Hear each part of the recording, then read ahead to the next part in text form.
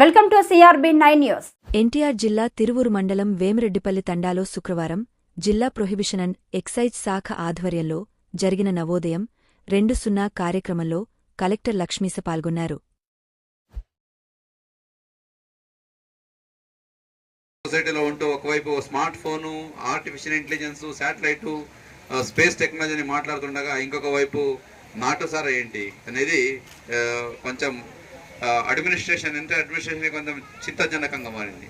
So నాటుసారా వల్ల జరిగే ప్రమాదాలు, సమస్యలు ఏంటి అనేది నాకన్నా బాగా మీకందరికీ బాగా తెలుసు. ఇప్పుడు మన తిరువూరు ప్రాంతాల్లో ఈ కిడ్నీ వ్యాధులు అయితేనేంటి, అట్లాగే ఈ నాటుసారా తాగడం వల్ల జరిగే ఆరోగ్య సమస్యలు, అలాగే ప్రాణహాని జరిగేది అయితేనేంటి, ఇవన్నీ చూస్తుంటే చాలా హృదయ విద్రావకంగా ఉన్నాయి. ఓకే, ఇప్పుడు చూసిన పాపం చిన్న చిన్న ఆడపిల్లలందరూ మన విధవలు అయిపోతున్నారు. సో ఎవరు కోరుకుంటారు అలాగ అవ్వాలనేది? కానీ పరిస్థితి అలాగ చేసేసింది. ఏ పరిస్థితి? నాటుసారా పరిస్థితి.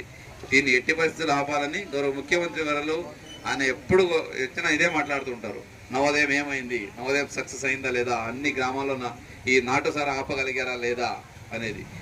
దీనికోసం మన ఎన్టీఆర్ జిల్లాలో మెయిన్లీ తిరువూరు ప్రాంతంలో నేను సబ్ కలెక్టర్ ఉన్నప్పుడు కూడా చూసా. సో ఇప్పుడు చూస్తున్నాను, నాటుసారా పబ్లిక్ నుంచి అయితే చాలా సపోర్ట్ ఉంది. నవోదయం కార్యక్రమం చేయాలి, నాటుసారా ఉండకూడదు అందరూ చెప్తున్నారు చాలా చక్కగా. చాలా మంది దాన్ని చేయడం కూడా మానేశారు.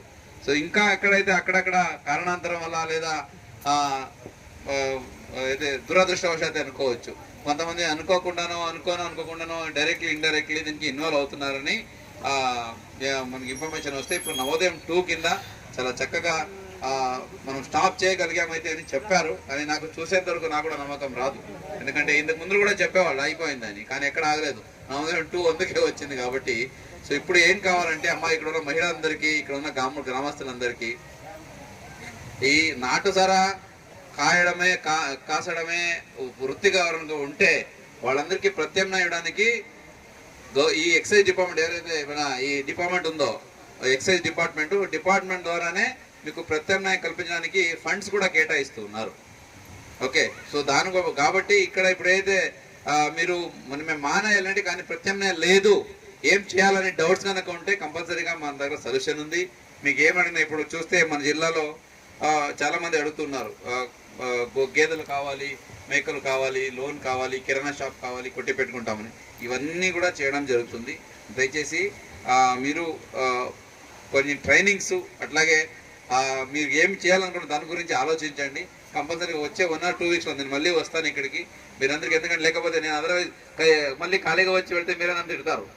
కంపల్సరీగా ఇది ఆల్రెడీ నేను గవర్నమెంట్తో కూడా మాట్లాడి పెట్టాము.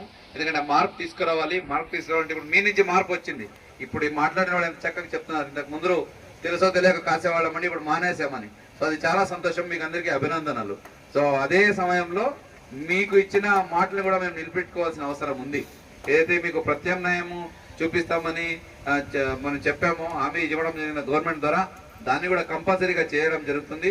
దానికి ఫండ్స్ నిధులను కూడా ఆల్రెడీ గౌరవ ముఖ్యమంత్రి గారు కేటాయించారు. దాన్ని ఆల్రెడీ అలాట్మెంట్ కూడా జరుగుతూ ఉంది. అది రాగానే మీకు అందరికీ పెట్టి ఇక్కడ శాంక్షన్ కూడా చేస్తాం. కానీ ఇప్పుడు అదే నేను మా ఆఫీసర్తో మాట్లాడుతుంటే చెప్తున్నారు, సరే ఈరోజు అక్కడ పట్టుకున్నాము, కానీ అది ఏ కేటగిరీ బి కేటగిరీ కాకుండా ఏదో వేరే విలేజ్ వస్తూ ఉందని. అంటే ఇక్కడ ఆపేశారు కదా అని వెళ్ళిపోయి పక్కన కాస్తామంటే కథనం బాగుండదు చెప్తున్నాను.